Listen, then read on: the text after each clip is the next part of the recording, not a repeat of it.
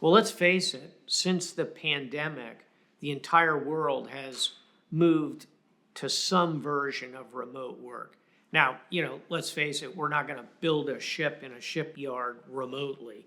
But throughout the professions that can support remote work, we're finding a lot of flexibility. And it varies from organization to organization. But most leaders these days, particularly in the world of finance, but really throughout many, many aspects of leadership, will find that there are leadership challenges because of remote work, because you don't have your team in place around you Monday through Friday, constantly interacting. And boy, there's a lot to recommend that kind of in close, constant creation of culture. That's how culture matters. That's how culture is developed. And so there's a lot to like about working in the workplace. But the reality is you're going to have to, as a leader, find ways to maintain connectivity. Let me give you 3 things that I think matter. One is what we're doing right now. As a leader, use opportunities to create content and messages at kind of every sort of media level. You could do a video for your team. You can write memos. You can do Instagram posts. You should be using the social networks. Find ways in today's technology-driven world to move your messages. Second, absolutely mandate at least one day, hopefully 2, maybe 3, where the whole team comes together.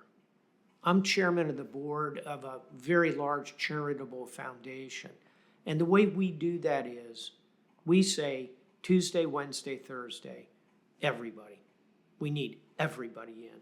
So if you have to make a doctor's appointment, do it on Friday. If you have to do a PTA meeting, do it on a Monday. You have to be with us at least one day a week. So find a window where you absolutely can assemble your team together, be that 1 day, 2 day, 3 days.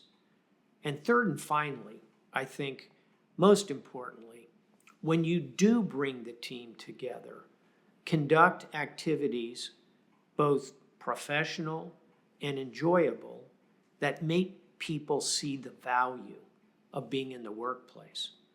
I have a friend who runs one of the largest businesses in the United States. And the business is kind of in the entertainment world, let's put it that way. He shared with me one of the biggest frustrations of his workforce was coming into the office on the mandated days, and then, they still sat in their cubicle on Zooms. And that makes people think, well, I could just do this from home and skip the commute.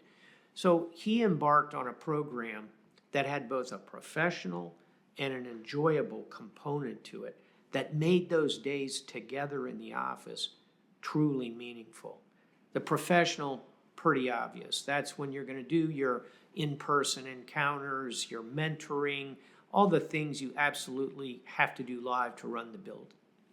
The enjoyable piece can be everything from an ice cream social out on the deck to Pizza Monday, like we do at Carlisle, frequently down in the Washington office where I spend a lot of time, as well as New York. Finding the enjoyable side of things, and it can be a movie you show. It can be a book club discussion. Have those enjoyable activities parked alongside those professional ones so that people are actually hungry to come to the office. I think if you do those 3 things, move messages throughout all the different media.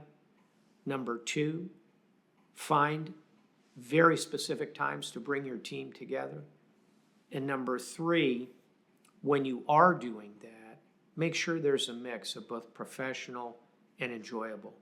If you do all those things, you'll excel as a leader both remotely and live.